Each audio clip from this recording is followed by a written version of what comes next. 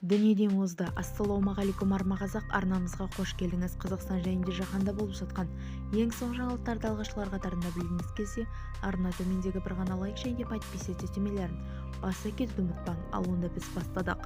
Дәрібаевтар ансамблінің негізін қалаған Ибрагим Дәрібаев 65 жасында өмірден өтті. Қаза туралы Бекжігіт Сердәлі өзінің әлеуметтік желіде, яғни Фейсбукта хабарлады.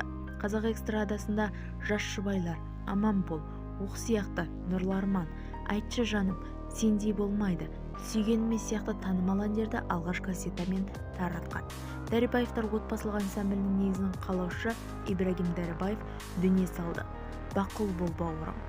Асыл жары Әлия ұл-қыздарына қайғылы көңіл айтып отырамыз, деп жазды Бекжігіт Сердәлі.